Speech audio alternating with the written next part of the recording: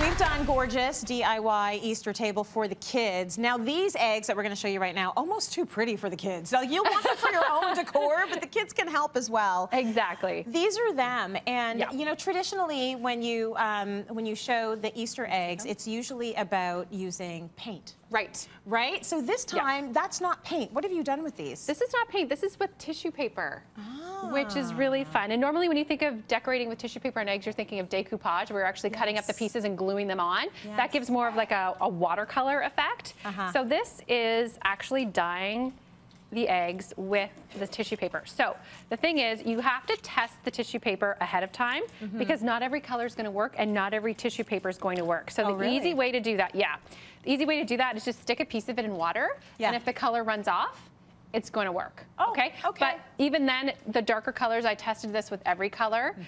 The darker blues and purples really work best with this. Oh, nice. So I know we've talked about this before, but I hard boil my eggs. Yes. I'm not a blower, stick, poke holes and blow through. Yeah. It's just, it scares me a little bit. I know, well, it seems like it's going to be so hard when you do it that way. And then, you know, the egg becomes this really fragile thing. So you just hard boil it. Right, yeah, hard boil it, really hard. And then you just kind of wet the surface a little bit with a paintbrush. Okay. And then you take a piece of your tissue paper, wet your brush again, and you smooth it and you can actually see, I don't know if you can see with the cameras there, but the color's starting to bleed a little bit already. Right. And then you just want to overlap, and you might even just squish it up. You don't want to have all these square edges. Right. This can get a little bit messy, so you might want to wear gloves, or at least know that you don't have to go anywhere that day.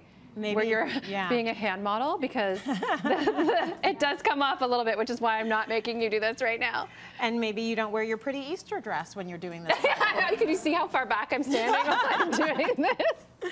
So are you basically, you're essentially covering the entire thing with whatever tissue paper you've picked out? Exactly, and then you're gonna let it sit for a long time. The longer you let it set, the better. So I would say a minimum of 15 minutes. Okay. And then, you know, otherwise just wait till it's dry, and then it just very easily peels off.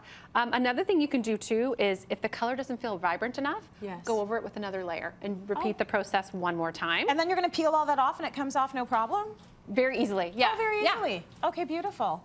Okay, so that is a great, easy project. You can sit them in something like that in order for them to dry before you actually peel the paper off. Exactly. And they come out so beautifully. Isn't that gorgeous? Now, we also showed you these cute little bunny cups as part of our Easter decor. Sarah is going to do all of them. We're going to put it online at cityline.tv so you can figure out how to make them yourselves. They're so cute.